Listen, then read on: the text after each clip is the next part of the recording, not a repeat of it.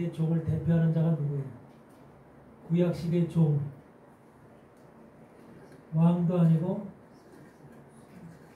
모세는 대표자가 아니야. 모세는 율법을 주기 위해서 하나님이 특별히 선택한 사람이지 구약시대를 대표하는 종이 아니야. 구약시대를 대표하는 종은 누구야? 엘리야야. 엘리야가 구약시대를 상징하는 종이야. 그래서 엘리야라는 이름 자체가 여호와는 하나님이시다라고 하는 거야. 여호와는 하나님이시다. 그 이름 자체가. 그런데 그렇기 때문에 엘리야를 승천시키신 거예요. 죽음을 맛보지 않고 승천시키고 엘리야를 그 승천시킨 엘리야를 어디로 누구한테 보내요? 신약시대 예수님이 탄생 6개월 전에 세례 요한의 영 속으로 엘리야의 영을 보내는 거예요. 그러니까 세례 요한의 영이 아니라 세례 요한의 육신의 몸 속에 엘리야의 영이 들어있는 거예요. 엘리야의 영. 그래서 속은 엘리야인 거예요. 그러니까 하나님이 왜 엘리야의 영을 보냈다고 그래요? 엘리야의 영을 세례 요한에게 넣고 주님 오시기 6개월 전에 세례 요한을 먼저 태어나게 하시고 그렇게 하신 이유가 뭐예요? 본질적인 이유가 그냥 회개하라 천국이 가까웠느니라라고 하는 것을 선포하기 위해서 예수님 미리 앞서서 선포하기 위해서 보내셔서 엘리야를 먼저 보낸 예수님 전에 먼저 보낸 이유가 뭐예요?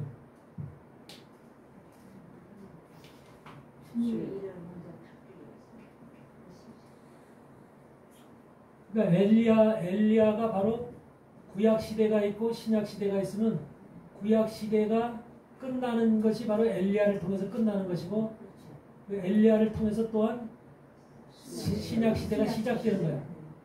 그러니까 엘리야는 구약 시대를 끝내는 종이야. 엘리야는. 그러니까 엘리야는 구약 시대 전체를 대표하는 종이야.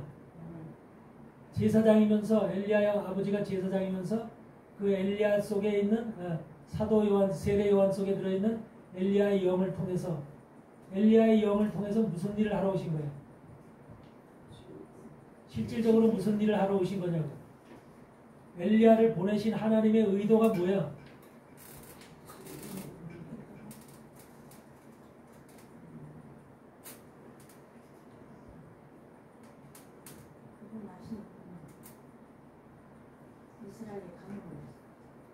예수님이 고백을 하지요. 예수님이 요단에서 엘리야로부터 세례를 받죠. 그러면서 엘리야가 내가 당신한테 세례를 받아야 될 텐데 내한테 세례를 받으려고 하느냐 그러니까 이렇게 해야만 뭐가 된다? 엘리야가 예수님한테 세례를 줘야만 의가 하늘의 의가 이루어진다고 그래요. 하나님의 의가. 엘리야가 예수님에게 세례를 줘야만 하나님의 의가 이루어진다는 거야. 이게 엄청나게 중요한 사건이에요.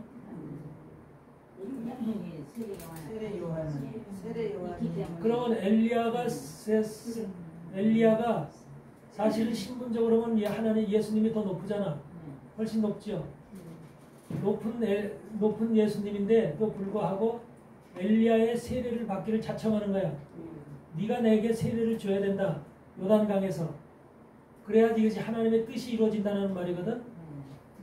그러면 그 세례라는 것이 바로 엘리야가 어떤 존재이기 때문에 세례를 받아야만 되고 어떻게 왜 세례를 받으라고 그것이 하나님의 뜻일까?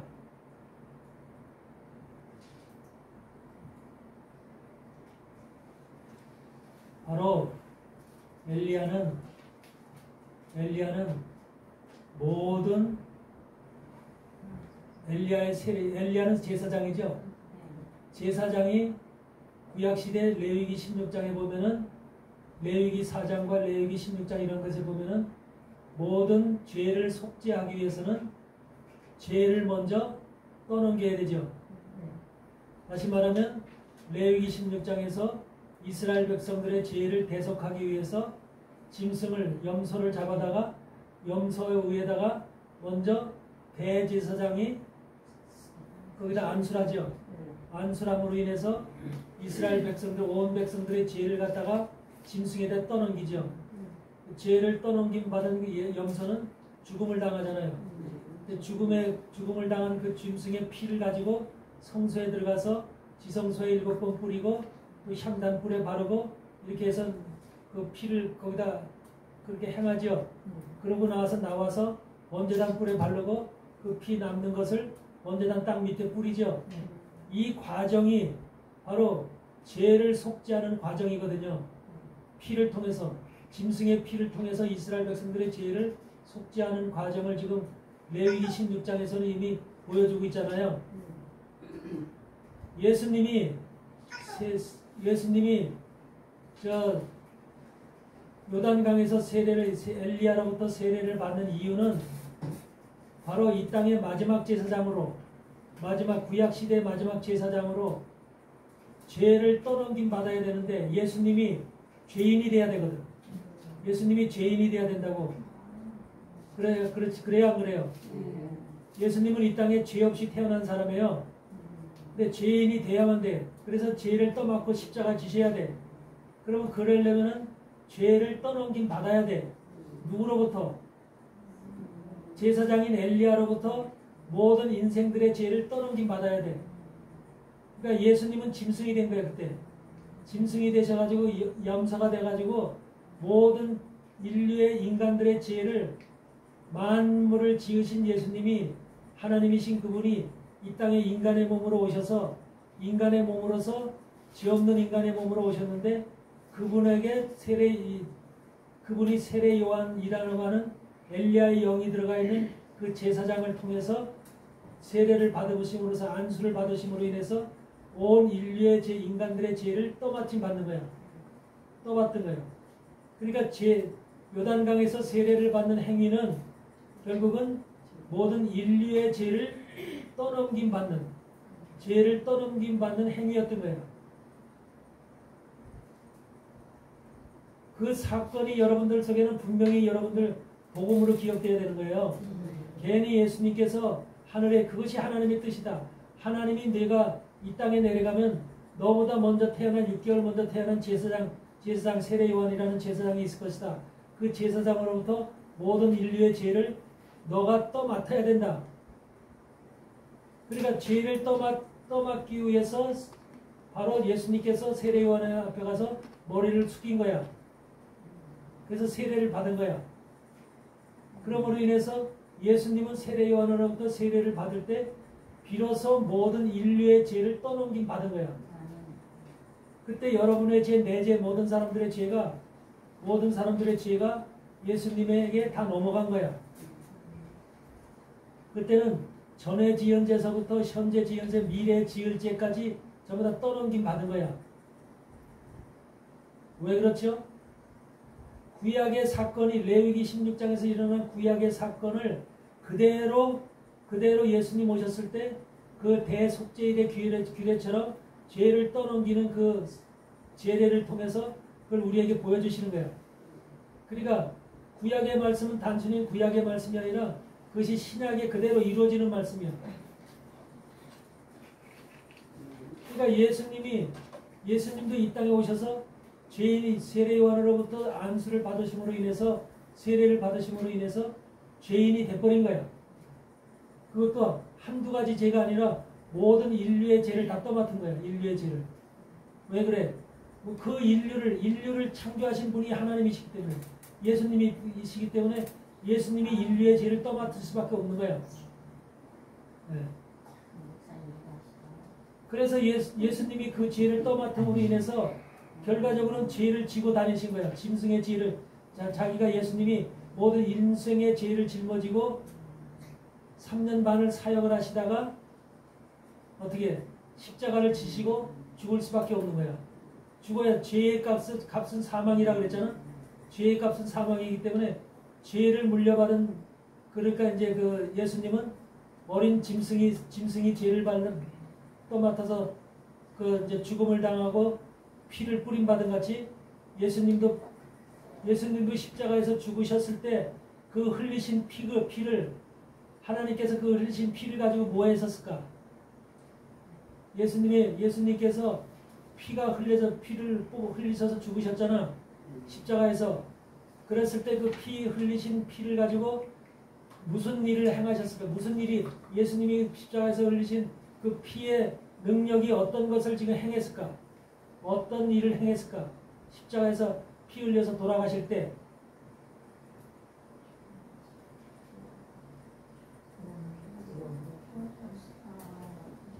내 피를 흘림으로 내가 이제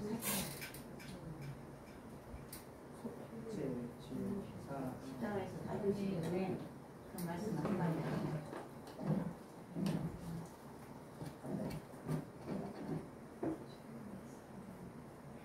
그러니까 여러분들이 말씀을 그만큼 지금 여러분들이 읽고 신앙생활을 오래 했으면서도 말씀의 깊이와 말씀을 이런 그 내용을 실질적으로 이렇게 여러분들이 조리 있게 설명할 수 있는 그런 지금 단계가 안 돼 있는 거야. 이게 얼마나 지금 여러분들이 지금 신앙이 문제가 있느냐는 것이 말해주는 거야.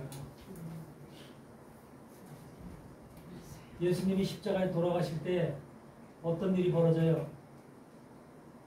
마태복음 27장에서 보면은 휘장이 위로부터 아래로 찢어지고 휘장이 위로부터 아래로 찢어졌다는 것은 뭐예요?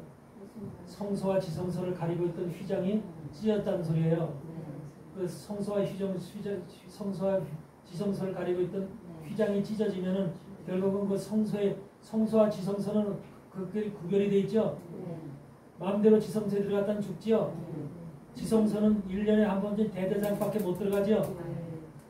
그 지성소에 들어가서는 그냥 지성소 하나님 나왔어요 그리고 얘기하러 들어가는 것이 아니라 뭐하러 들어가요? 피를 뿌리러 들어가는 거죠. 속죄소 위에다가 피를 뿌리러 1년에 한 번씩 대제사장이 그걸 하죠. 그러면 휘장이 찢어졌다는 것은 예수님이 죽음으로 인해서 예수님이 스스로 직접 대제사장이 되어서 피를 뿌리러 들어갔다는 거예요. 지성소로. 그래서 휘장이 찢어졌다는 거예요. 하늘에 여러분들의 기록되어 있던 하늘에 여러분들이 예수님의 보좌에 다시 말해 하나님의 보좌인 속죄소 위에 피를 7번 뿌린 거예요. 주님이 십자가 지셨을 돌아가심으로 인해서. 그게 구약에 이미 레위기 16장은 대속죄의 규례에서 다 보여주고 있잖아요. 예수님이 대제사장 아론이 했던 일을 지금 자기 몸으로 직접 자기 몸을 죽여서 그 피를 가지고 예수님이 직접 가서 지금 지성소에 가서 하나님의 속죄소 위에다 피를 뿌린 거예요. 그리고 나와서 속죄소에 피를 뿌리고 나와서는 그 다음에 뭐라 했어요? 하늘에 기록된 향단불에다가 피를 발랐죠. 향단불. 지성소 앞에는 바로 향단이 있죠. 향단불에다 피를 바르고 향단불에다 피를 발랐다는 것은 뭘로 의미해요? 여러분의 죄는 어디 기록돼요? 죄는 하늘에 기록되고 땅에 기록되죠. 바로 하늘에 기록되는 것은 향단불에 기록돼요. 하나님의 나라에 여러분의 죄가 기록될 때 향단불에 기록돼요. 그리고 땅에 기록될 때는 여러분 마음판에 기록돼요. 마음판에. 두 군데 기록된다니까 여러분들이 비밀하고 은밀한 죄를 졌어도 하늘에서는 다 알아요. 하늘에 그래서 향단불에 죄가 기록되고 그 다음에 여러분들이 은밀한 죄 지면 여러분 은밀한 죄가 여기 기록돼 안 돼요. 여러분은 알고 옆에 사람은 몰라도 여러분 스스로는 알잖아요. 본인 스스로는. 그래서 여기 육체 속에 땅 여기 심령 속에 기록되죠. 두 군데 기록된다니까. 그래서 향단불에는 걸어 하늘에 기록된 죄가 예수님의 보혈의 피로 다 발라짐으로 인해서 도말되는 거예요. 도말. 하늘의 죄가 도말됐어요. 그리고 예수님 돌아가셨을 때 이미 여러분은 예수를 믿는 여러분들은 하늘에 기록된 여러분의 죄가 도말됐을까 안 됐을까? 도말됐지요? 그러니까 하늘에는 여러분의 죄가 있어요 없어요? 확실해요? 네. 아직도 좀 남았어요? 없어요. 없어요. 완전히 도말된 거예요. 흰털같이 양털같이 흰눈같이 씌어진 거예요. 더 이상 하늘에 죄 기록된 거 없어요. 나중에 또 딴소리 하지 마세요. 있다고. 그게 바로 아론이 짐승을 염소를 잡아서 바로 지성소에다 7번 피를 뿌리고 나와서 향단불에다가 피를 바른 이유예요. 향단불에 피를 바른 이유는 향단불에 기록된 죄를 속죄하기 위해서, 인간들의 죄를 속죄하기 위해서. 근데 그것도 우리 인간들을 만드신 하나님이신 예수님이 자기 피를 바른 거예요. 자기 피를. 손수 자기 피를 바른 거야. 대제사장 아론이 바른 게 아니라 예수님 자신 스스로가 하늘에다 바른 거야. 피를. 그리고 나와서 하늘에, 하늘에 기록된 죄가 없어. 그리고 나와가지고 남은 피를 또 어디다 발라서 번제단 뿔에다 바른 거야. 번제단은 뭐야? 이 땅에서 드려지는 예배단을 가리키는 거야. 예배단. 이 땅에서 드려지는 예배단. 여러분 예배 드릴 때 어디서 드려? 교회에서 드리지. 그 교회에다 피를 뿌린 거야? 어디다 뿌린 거야? 여러분의 번제단은 어디 있어? 여기가 번제단이야. 여기서. 여러분의 마음, 여러분 심령 속에 번제단이 있어. 이 번제단에서 하나님 앞에 찬양하고 예배드리고 번제단에서 하나님 말씀을 듣고 하는 거예요. 근데 번제단에서 여러분의 죄가 지금 번제단에 기록되어 있어 안 돼 있어? 이것을 땅에 기록했다고 그러면 육체 속에, 육체라는 땅 속에 죄가 기록됐다. 그래서 번제단에 기록됐다고 그러는 거예요. 그래서 번제단에는 땅에 기록, 여러분 심령 속에 기록되어 있는 그 죄고 향단불에는 여러분 하늘에 기록된 죄고, 그 두 군데 피를 발랐어. 위에도 바르고 하늘에서도 바르고 밑에는 번제단 뿔에 발랐어. 그러면 여러분들 땅에 여러분들 마음속에 남아있던 죄들 있죠. 기록됐던 죄들. 이것이 지금 예수님의 피로 발라졌으면 사라진 거야? 남은 거야? 사라졌죠? 확실해요? 네. 근데 그 후에 또 죄를 졌잖아요. 근데 이거 잘 보셔야 돼요. 요게 이제 바로 복음이 잘못되어 있다는 거예요. 요새 수많은 교회들이 잘못 가르치고 있는 게 바로 그렇죠. 예수님이 십자가 레위기 16장에서 이게 지금 굉장히 중요한 사건이에요. 그래서 여러분들이 이거를 온전히 깨닫지 못하면 항상 말씀 안에서 헷갈릴 수밖에 없어요. 근데 사단은 가라지들은 그동안 우리가 잘못 배우도록 잘못 가르치도록 그렇게 만들어 왔어 신학을. 어? 레위기 16장은 지금 내가 펴보진 않겠지만 이미 다 알죠? 대제사장 대속죄일의 규례 대속죄일.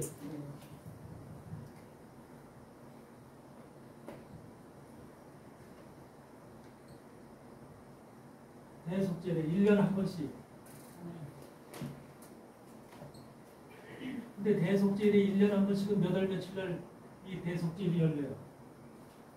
속죄일이 열리는 날이 무슨 날이에요? 며칠이야 며칠? 1년 1월 1일에서부터 12월 30일 1년이잖아? 1년 중에 며칠이 대속죄일이야? 언제가? 7월 10일이죠?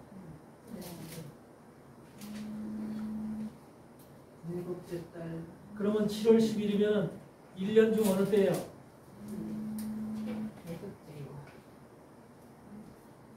이게 1월 1일이야. 12월 31일이야. 7월 10일이면 여기쯤 되겠죠? 중간쯤 되죠? 그렇죠? 네. 그런데 이날 바로 대속죄일에 바로 여기다 향단 불에다가 피를 바르고 또 번제단 불에다가 피를 발라서 하늘과 땅에 기록되어 있는 모든 죄들이 속죄되는 날이에요. 아셨어요? 바로 예수님께서 이걸 하신 거거든요.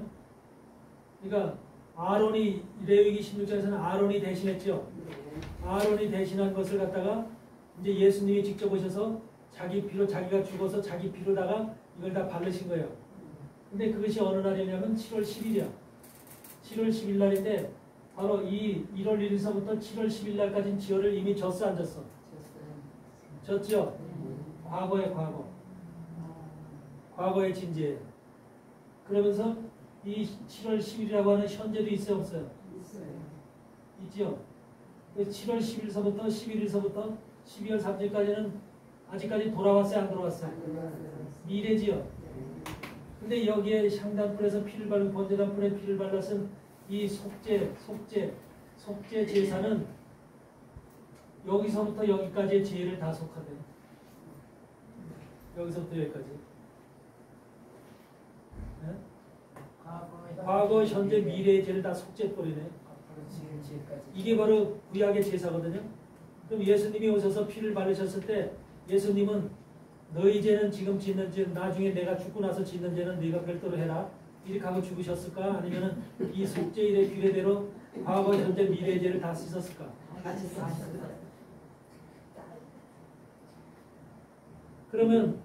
그런데 오늘날은 어떻게 가르쳐주고 있는 건지 아세요?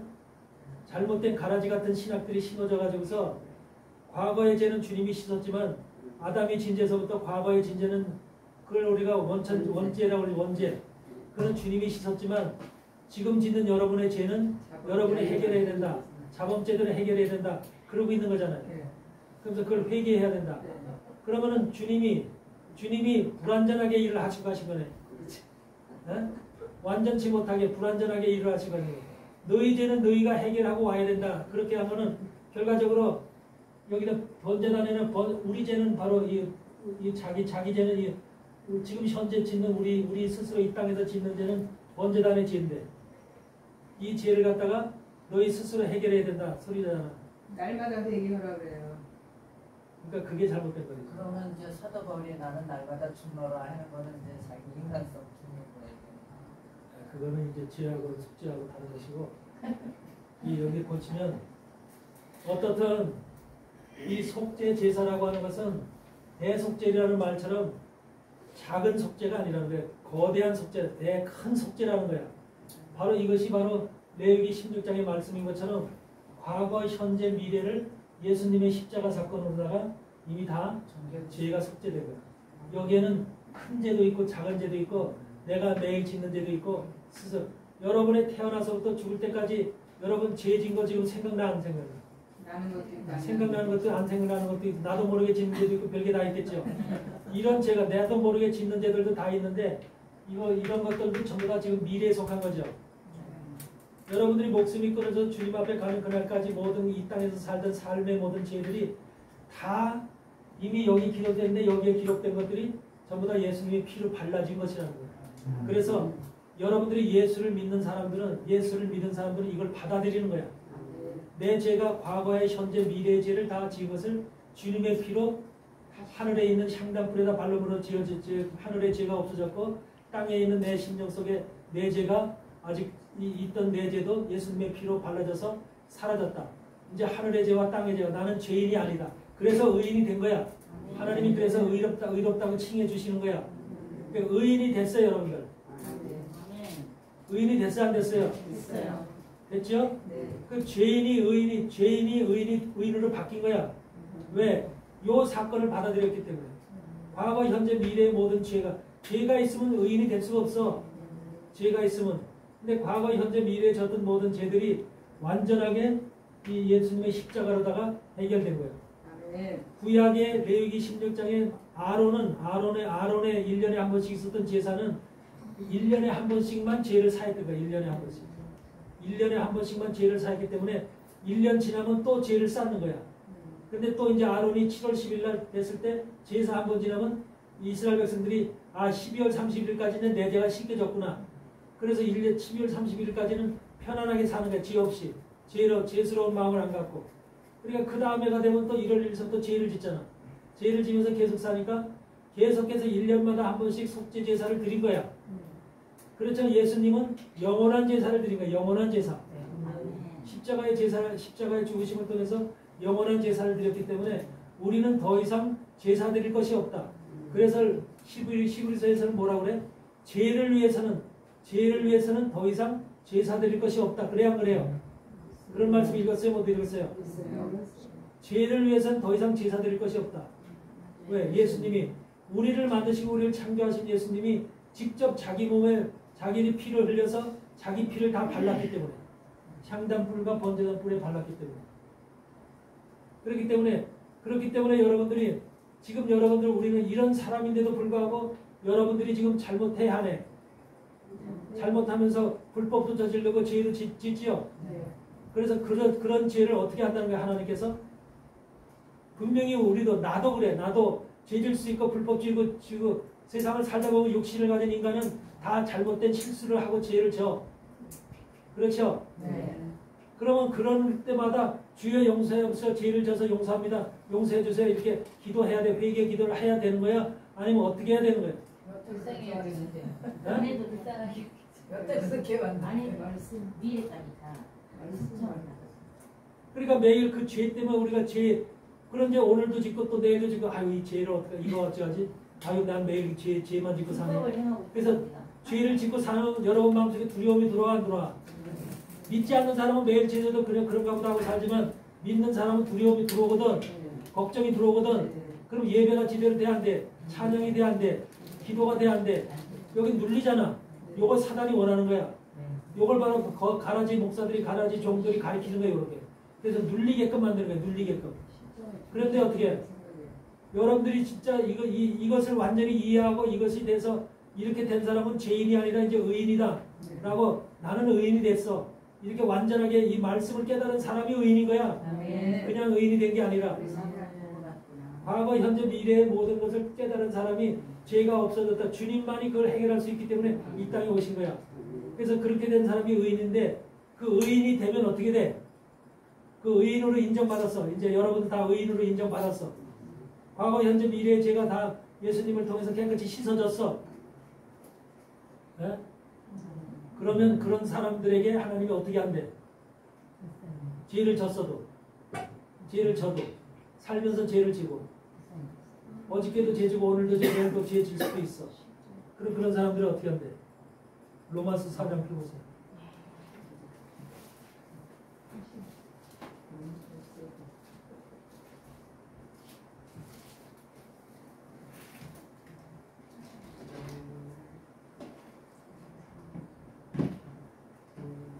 로마서 4장 펴면은 이제 아브라함의 의에 대해서 얘기하면서 뭐라고 얘기해요? 7절에 7절 8절을 보면은 그 불법을 사하심을 받고 죄를 가리우심을 받는 자는 복이 있고 주께서 그 죄를 인정치 아니하실 사람은 복이 있도다. 그런즉 이 행복이 어디서 할례자에게는 무할례 자에게도냐 대적 우리가 말하길 아브라함에게는 그 믿음을 의로 여기셨다. 의로 믿음의 의로 되어진 사람은 여러분 믿음의 의야, 저 행위의 의야? 믿음의 의죠? 믿음의 의라는 건 예수 그리스도의 의를 받았다는 거야. 예수 그리스도의 의라는 것은 예수님께서 하나님께서 말씀하신 그 뜻을 이 땅에 이루신 것이야. 이런 이 십자가의 사건, 부활의 사건이야. 이것 사건을 믿기 때문에 바로 하나님께서 이제 의인이 된 거야. 그러면 과거, 현재, 미래의 죄가 예수님의 말씀으로 다 예수님의 피로 사하여는 깨끗하게 씻겨졌다고 하는 이 사실이 여러분들 속에 믿어졌기 때문에 전지전능하신 온 만유를 창조하신 그분의 자식이 됐어 이제는. 그래서 그게 믿어졌고 그 자식이 돼서 의인으로 인정받았어. 아멘? 그런데 의인으로 인정받은 사람은 뭐라 그래? 불법을 사하심을 받는데 죄를 가리우심을 받는데 그 죄를 인정치 않는데 그 사람들이 불법을 행하고 죄를 졌어도 하나님이 그걸 안 본다는 거야. 네? 불법을 사하심을 받는데 근데 원래 우리는 불법을 행하면서 살 수밖에 없는 인생들이야. 하나님의 거룩한 사람하고 세상에는 예수님처럼 거룩한 존재가 없어. 우리는 다 부족한 인생들이야. 그러니까 우리 불법을 저질러. 그렇죠? 의도적으로 저지르는 것이 아니라 불법을 이제 하나님을 아는 사람으로서 의도적으로 불법을 저지르고 의도적으로 죄를 저지르려고 하진 않아. 우리가 계획적으로 죄를 저지르진 않아. 세상 사람들은 의도적으로 불법을 하고 의도적으로 죄를 저지르려고 해서 범죄를 하지만 우리는 그런 사람 없죠? 나도 모르게 불법을 행하고 죄를 졌는 거야. 왜? 인간의 육신이 있기 때문에. 혹시라도 여러분들이 이렇게 걸어가다가 부천역에 가서 노숙자들이 지금 앉아서 술을 먹고 있어. 그런 사람들 많이 있어. 이렇게 아침역에도 가보면 거기 앉아서 술 먹고 있는 사람들 모여서 취해가지고 그냥 별소리 다 하면서. 그러면 여러분 마음속에서 그 사람들을 볼 때 어떤 생각이 돌아와?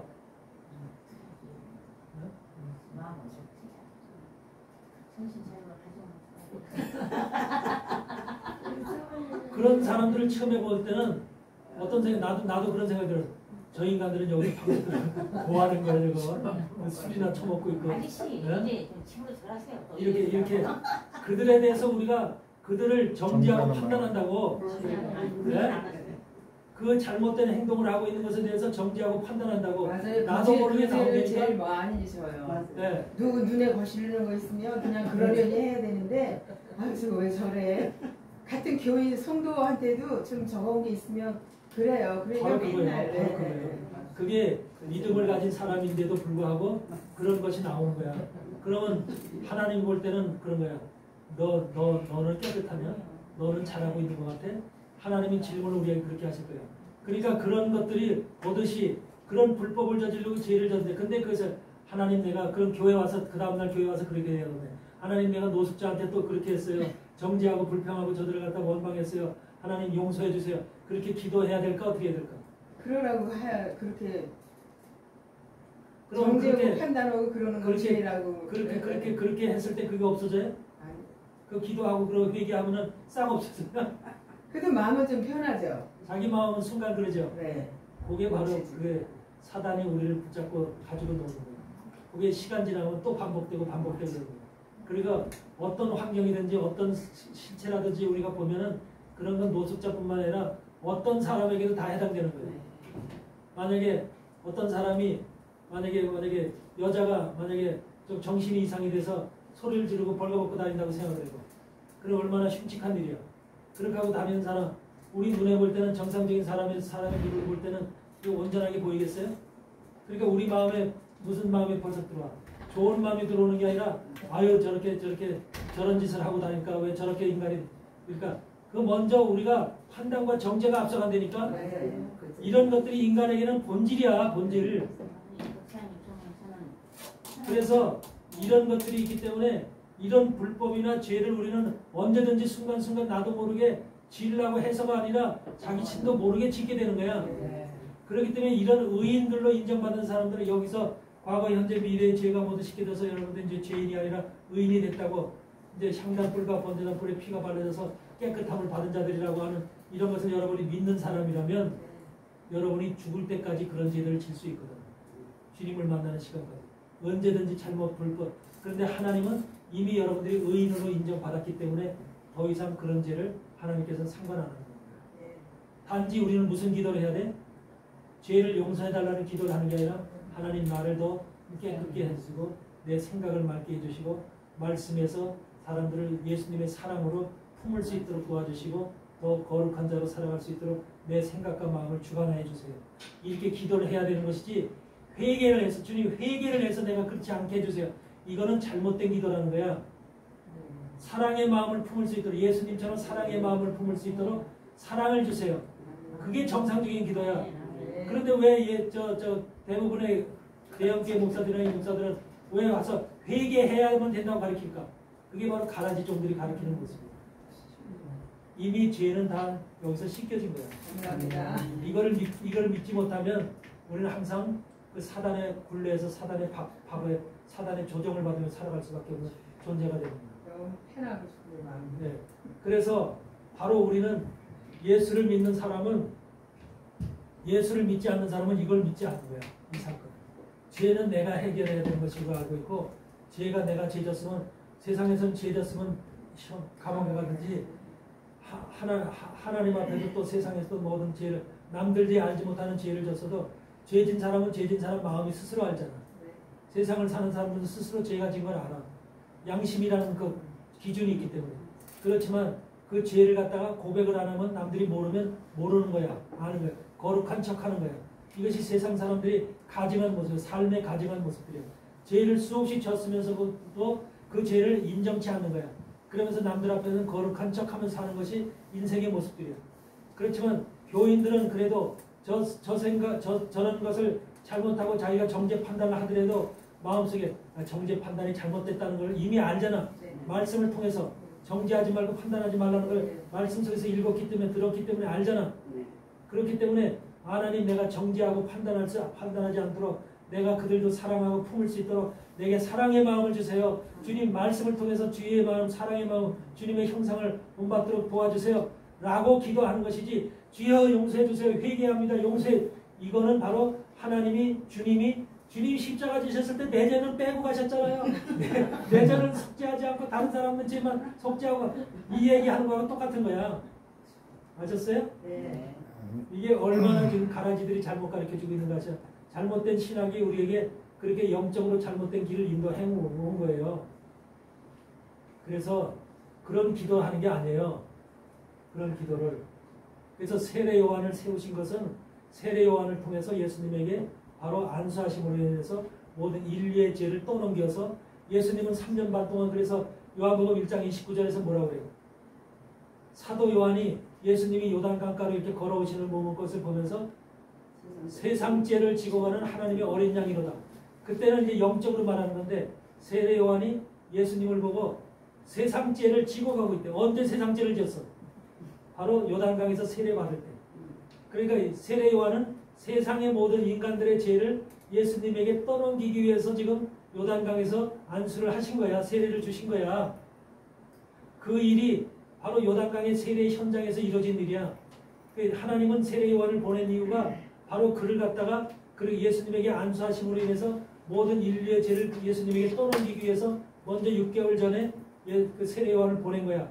근데 세례 요한에게 대제사장 역할을 하는 존재로다가 육체는 세례 요한이지만 그 영은 누구야? 엘리야의 영을 보내신 거야. 그러니까 엘리야가 세례한 거랑 똑같은 거야. 엘리야라는 영이 예수님에게 세례를 줘. 그러니까 엘리야는 구약을 끝내는 종이면서 구약 시대 모든 인류를 대표하는 종이야. 종이 바로 엘리야야. 그러니까 그 제사장의 마지막 사역을 예수님에게 하신 거야. 아멘? 그러므로 인해서 예수님이 죄를 떠넘김으로 인해서 결과적으로 예수님은 이제 3년 반 동안 죄를 등에다 얹고 머리 등에다 죄를 창 떠넣고서 사역을 하는 거예요. 그러면 예수님이 사역을 할 때 간음하다 잡힌 여자가 있어. 요한복음 8장에 간음하다 잡힌 여인이 나오죠. 그럼 바리새인들 서기관들이 이스라엘 유대인들이 간음하다 잡힌 여자를 끌고 나와서 예수님 앞에 세워놨어. 저가 간음하다 잡혔는데 율법에는 이를 갖다 돌로 쳐 죽이라고 했는데 당신은 어떻게 하겠나니까 이렇게 지금 질문하고 있어. 여러분 간음하다 잡힌 여자 분명히 현장에서 잡혔어. 간음하다 현장에서 잡혔어. 그러면 죄인이 아니야. 죄인이죠. 그런데 지금 돌로 쳐 죽이라고 하는 유대인들은 자기네들이 죄를 졌다고 생각해? 안 졌다고 생각해? 자기네들은 죄를 안 졌다고 생각하잖아. 그래서 지금 정죄하고 판단하는 거잖아. 한 여자를 놓고 정죄 판단을 하고 있는 거잖아. 그런데 간음하다 잡힌 그 여자의 죄가 이미 어디 있어? 현실의 죄지. 현재의 죄잖아. 현재의 죄가 어디 있어? 현실에서 지금 간음하다가 현장에서 잡혀서 온 거야. 그런데 그러면 현실의 죄잖아. 현장의 죄잖아. 근데 현장의 죄니까 죄인데 그 죄가 어딨냐고. 네?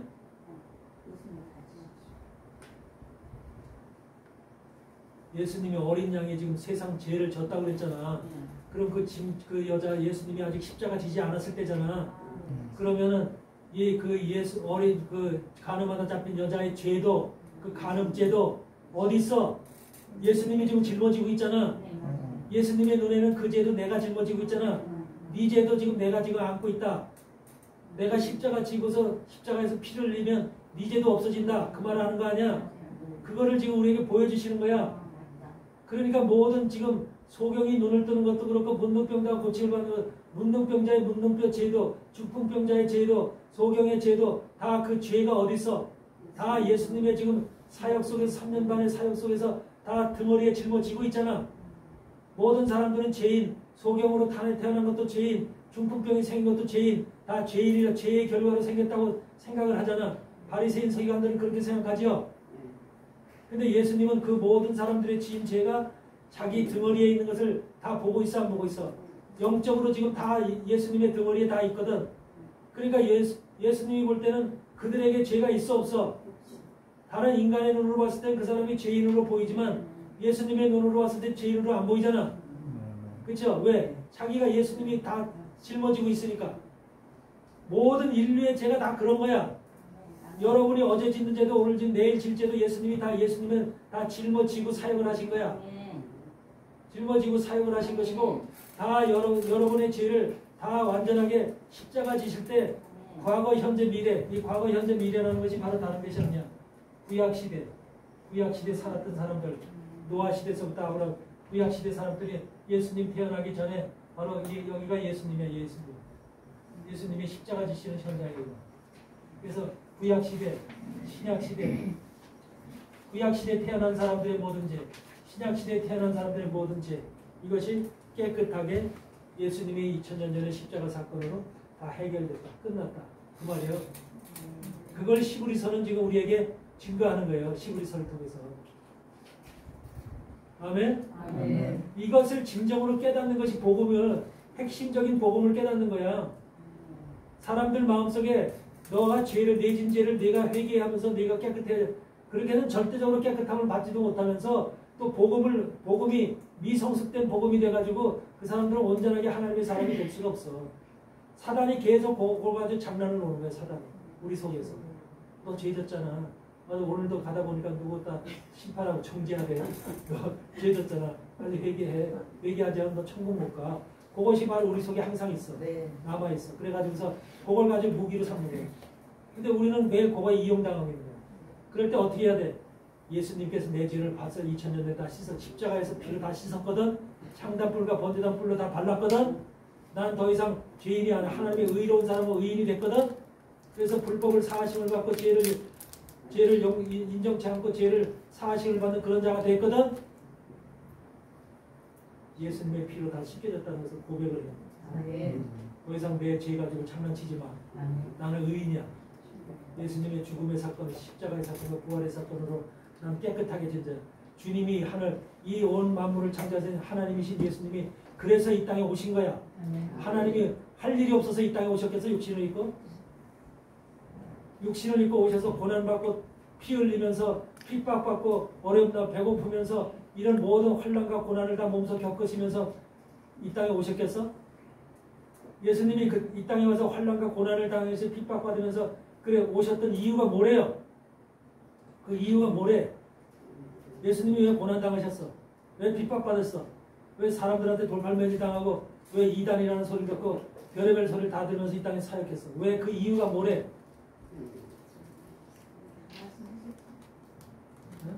뭐라고 말씀했는데?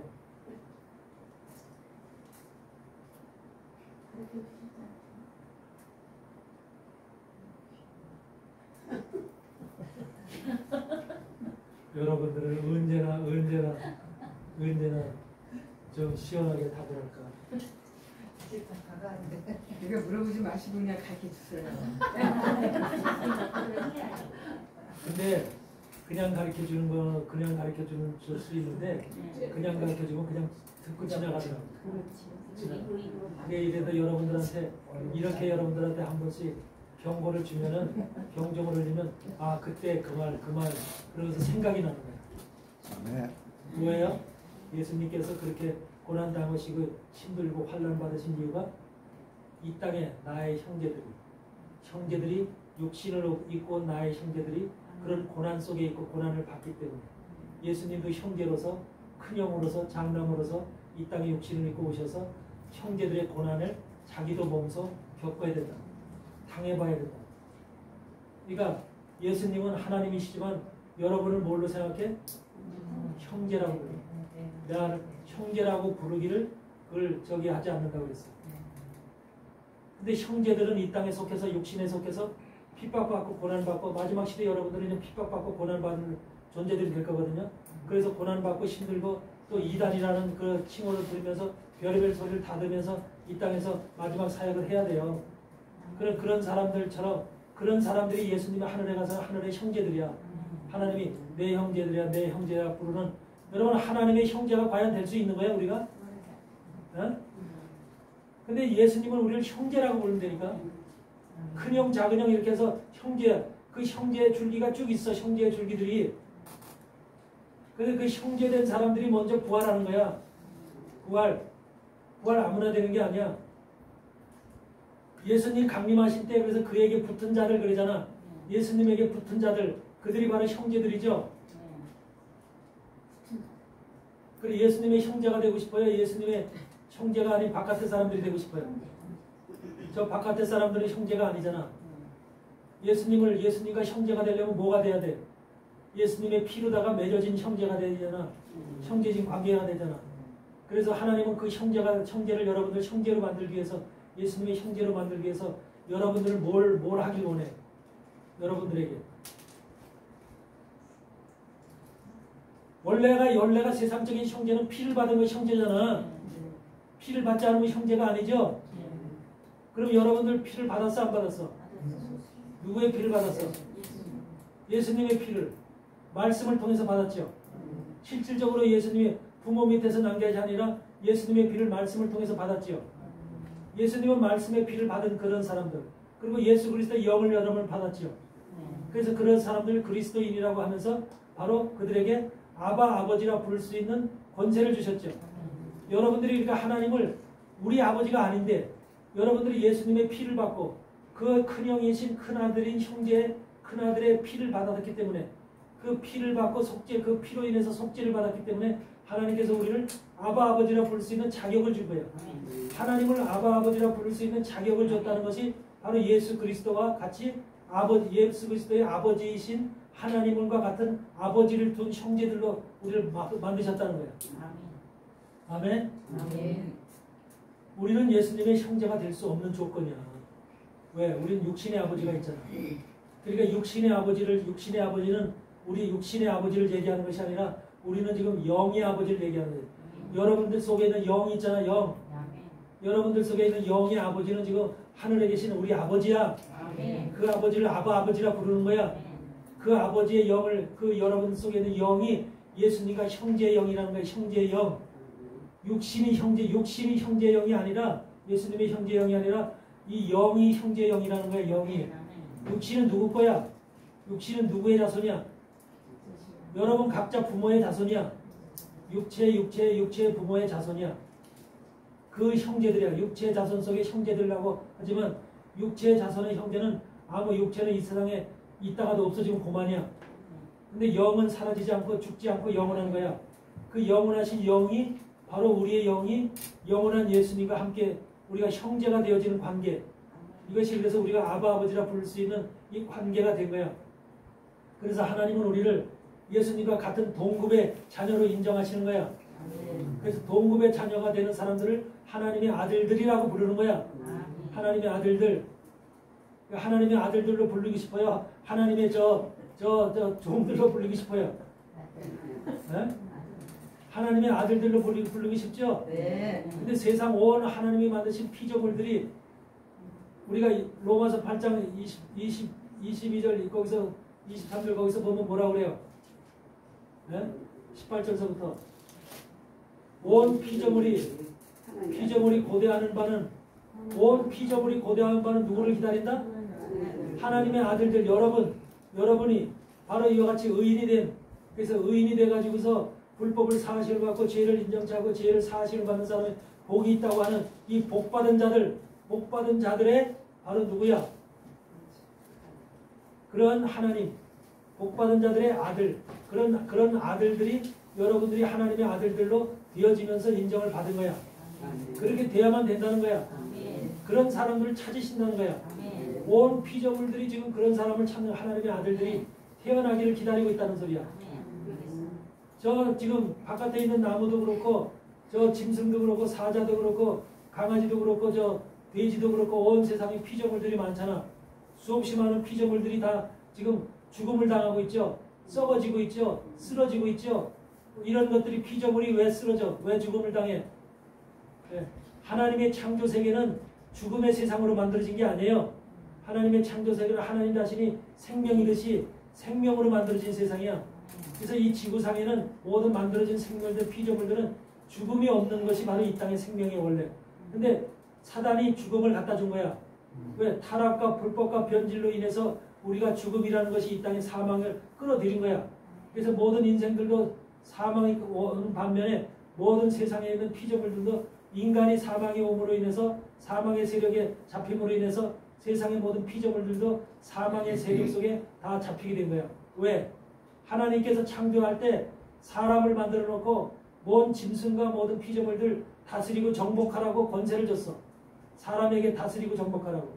다스리고 정복하라는 것은 뭐 사람의 권력이나 힘으로 짐승들 사자나 돼지나 오리나 뭐 닭이나 이런 것들을 다스리고 정복하라는 게 아니야. 관리하고 보호하고 지키라는 거예요. 관리하고.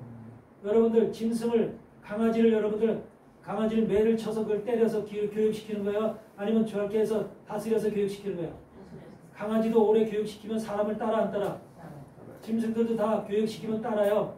그 다스려서 그들을 정복해서 그들의 모든 것을 다 하나님의 사람들이 하나님의 아들들이 모든 세계를 아름답게 짐승과 사람이 하나님의 피조물들이 6일째 만들어진 하나님의 사람들과 짐승들이 6일째 만들어졌죠.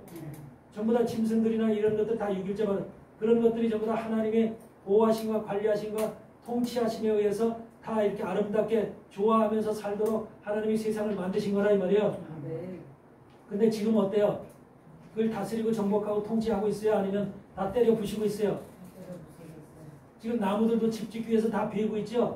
온 산에 있는 나무들도 우리는 산에 올라가면 풀이나 뭐든 그냥 나무들도 막 이렇게 막 비고 있죠? 어? 그 오래된 나무들은 또 썩고 있고 막 그러죠? 짐승도 막 그냥 죽이죠? 죽여서 자기가 먹지요?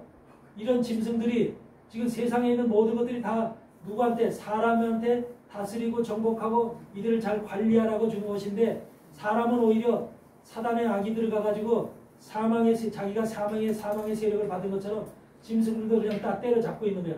온 세상에 하나님의 피조물들을 때려잡고 있는 거야. 이런 세상이 하나님이 볼 때 얼마나 통탄스러운 세상이냐 이 말이야. 얼마나 안타깝겠냐고.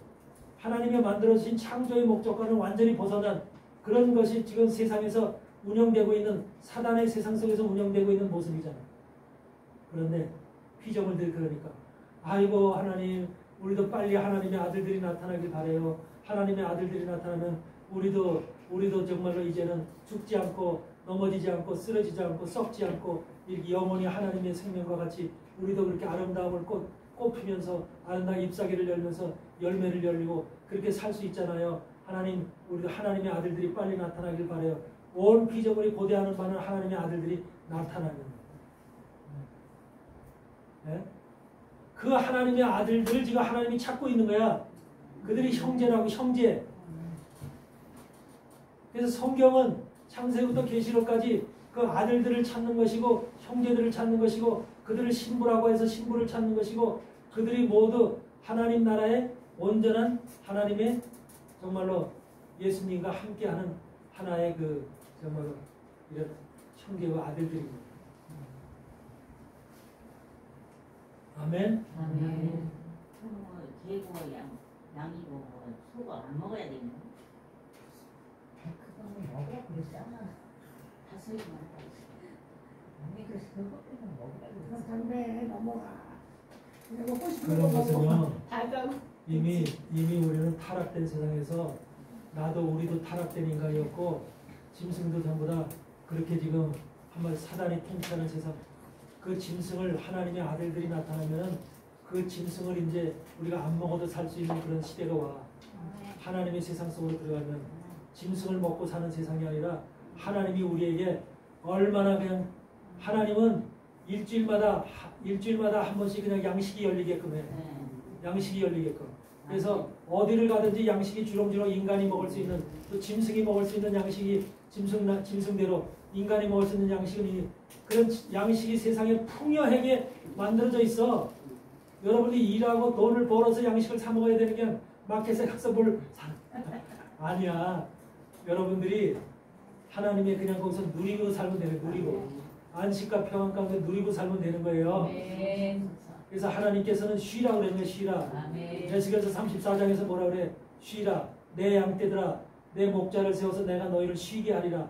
눕게 하리라. 하나님 양떼들은 주님의 목장 안에 들어와서 여러분들 쉬고 눕고 그냥 쉬는 거야. 먹고 마시면서. 근데 그때 뭐냐면 하나님의 말씀으로 이미 양육되어지고 하나님의 말씀이 들어가 있기 때문에 여러분의 하나님의 말씀이 들어가 있는 사람들은 생명이 임해서 생명이 이미 그 속에서 살아있는 거예요. 생명이 역사하는 거예요. 하나님의 생명은 하나님 말씀 속에서 나오는 거예요. 하나님 말씀이 들어가 있으면 이미 생명의 그래서 하나님의 사람들 속에도 말씀이 약한 사람들은 생명이 아주 약한 거예요. 생명의 기운이.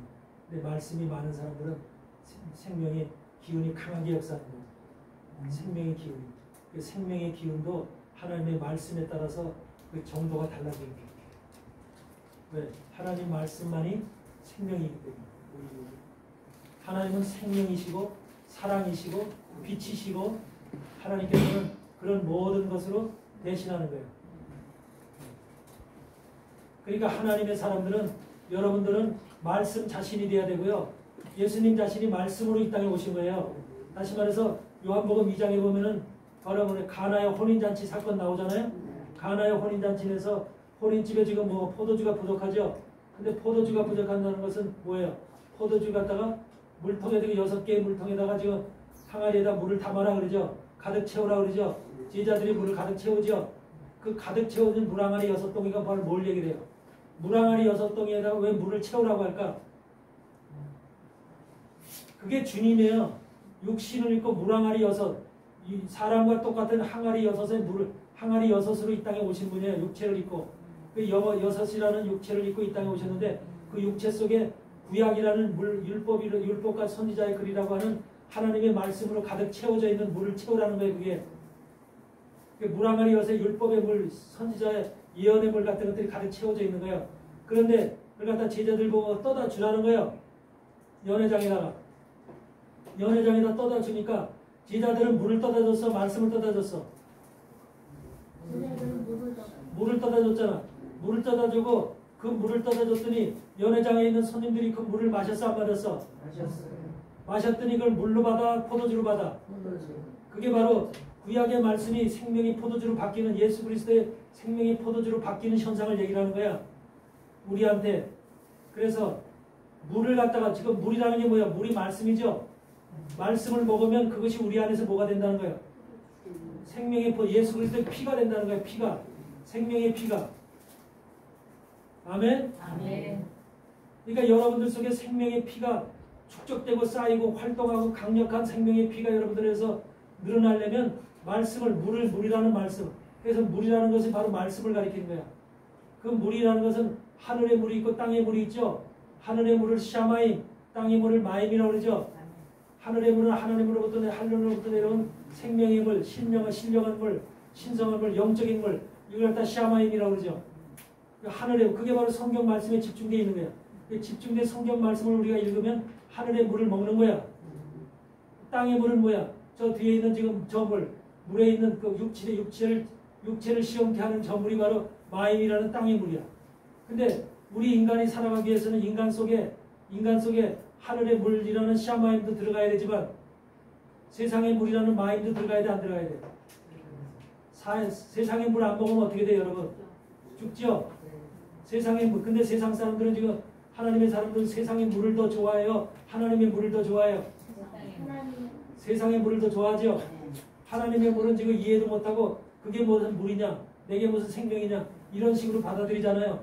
믿지 아니하는 사람들은 다 그거 성경 말씀을 물이라고 해서 받아먹으려고 하지 않잖아요. 그들 속에는 이미 생각 속에 뭐예요? 세상의 물이 중요하다. 세상의 물만 잔뜩 채워놓으면 된다. 이런 생각을 가지고 있는 거죠. 이 물이라고 하는 것은 바로 그래서 물이라고 하는 것은 단순한 물이 아니에요. 하늘의 물에는 바로 신령한 하나님의 물이 들어있는, 영이 들어있는 물이에요. 생명이 들어있는 물이에요. 그래서 그 물을 많이 먹으면 여러분 속에 빛이 되고 생명이 되고 그것이 바로 여러분 속에서 영원한 여러분을 갖다 하나님의 아들로 만들어지는 그런 속성, 본질을 바꿔놓게 하는 그런 것이 되는 거예요. 아멘.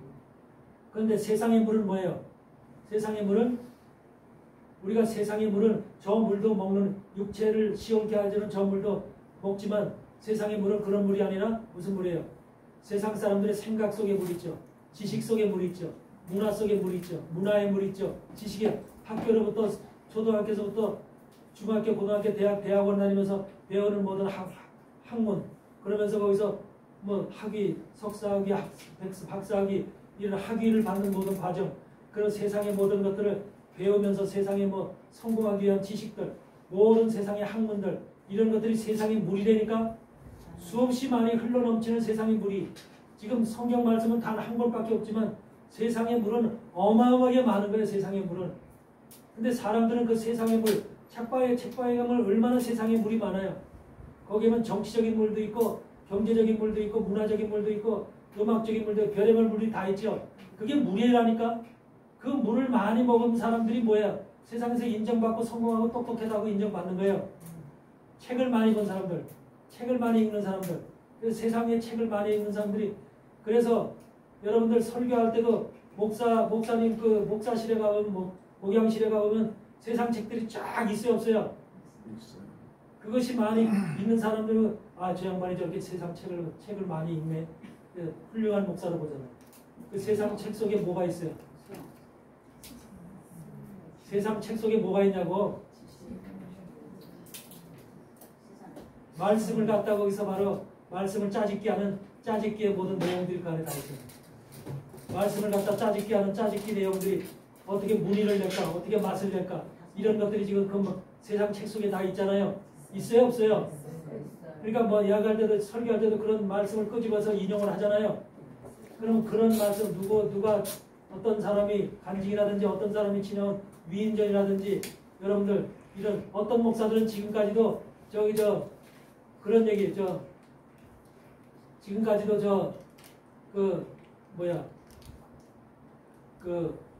있잖아 그 미국 유엔 본부를 기증한 사람 록펠러 얘기하는 사람 있죠. 설교 시간에 록펠러 얘기하는 사람 있죠. 록펠러가 뭐 하나님 앞에 뭐 11조 잘 내고 뭐 이렇게 해서 큰 사람이 됐다 성공. 거기다 또 누가 있어 록펠러 말고. 그 철가왕 있죠 철가왕.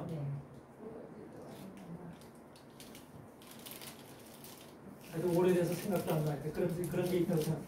그런 훌륭한 사람들이 많아. 그런데 그 훌륭한 사람은 누구예요? 그런 사람들이 록펠러나 로스차일드나 이런 모든 지금 훌륭한 사람들 세상에서 이름이 있었던 역대 또는 우리가 모든 지금 또 아인슈타인이나 이런 사람들 훌륭한 사람들이잖아. 훌륭한 사람들이 인정받고 있는 사람. 근데 그 사람들이 누구예요? 유대인일 뿐만 아니라 뭐예요?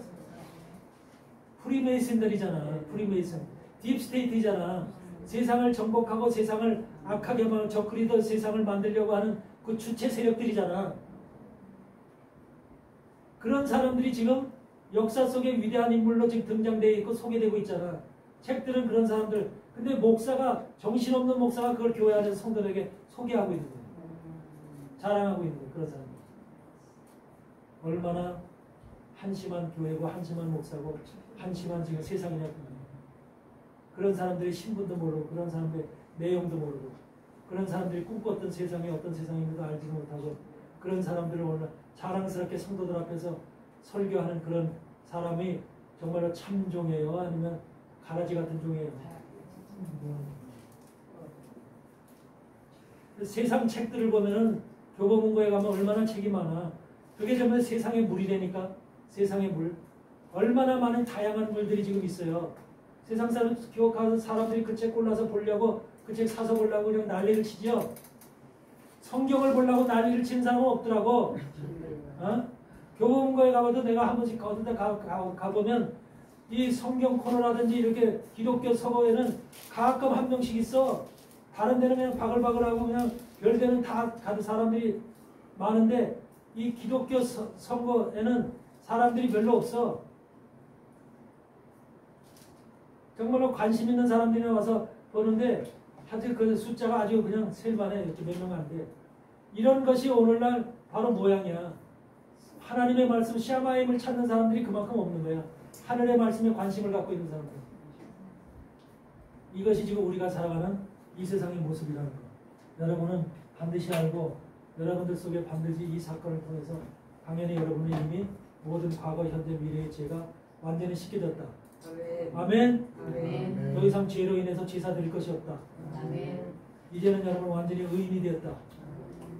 이것이 바로 여러분의 확실한 복음. 그것을 행한 이가 바로 세례 요한으로 세례 요한 속에 들어온 엘리야의 영을 통해서 바로 예수님에게 안수를 주심으로 인해서 죄를 떠넘기는 일을 하러 오신 것이다. 그 일이 아니면은 그걸 구약 시대 그 죄를 떠넘기는 제사를 그대로 반복해서 예수님에게 하신 거예요. 구약의 일을. 그러므로 인해서 모든 자들이 이 땅에 있는 모든 인류들이 예수님의 십자가의 피로 예수님은 이미 2000년 전에 모든 인류의 죄를 다 떼넘기고 그 죄를 지시고 3년 반 동안 바로 사역을 감당하실 겁니다. 그러니까 소경이나 안진병이나 가늠하다 모든 사람들의 죄가 그들의 죄가 아니라 예수님은 그들의 죄가 다 내게 있는 거예요. 내가 떠맡고 있는 거예요. 그래서 십자가 지시면서 이제 죽으시면 그 죄가 끝나는 거예요. 그 죄가 여러분도 지은 것이 여러분 태어나서 지금까지 지은 죄가 다 끝이 났다. 아멘. 아멘. 이것이 여러분들 믿음 속에 믿어졌을 때 바로 의인으로 인정받는 거예요. 그게 아직까지 덜 믿어지면은 인정을 못 받는 거예요. 의인. 완전한 하나님의 인정은 의인이 안 됩니다. 그 의인이 됐을 때 너가 비록 세상에 살면서 지금도 살면서 인간으로 부족한 인간으로 살면서 불법을 저지를 수도 있고 죄를 저지를 수도 있고 죄를 행할 수도 있는데 이런 것들이 다 사실을 받고 인정치 아니하고 하나님께서 다 여러분들의 죄를 다 덮어주신대. 알아요? 아멘. 이런 사람들이 복 있는 사람이래. 복 있는 사람. 아멘. 그걸 복 있는 사람. 아멘. 물질 갖다가 돈 갖다가 100만 원, 1000만 원, 막 1억 갖다가 쌓여 있는 사람이 복 있는 사람이 아니라 이걸 받은 사람이 더 복 있는 사람이라는 거야. 복이 터졌어. 여러분들은 반드시 그런 신앙의 확신을 가지고 완전한 예수님으로부터 100% 그 신앙의 정체성을 가지고 살아갈 수 있는 믿음의 담대한 신앙을 가진 하나님의 사람들 되시길 주의 이름으로 축원합니다. 끝내겠습니다. 오늘 신앙 5시가 되었으므로 오늘 신앙 말씀을 마치겠습니다.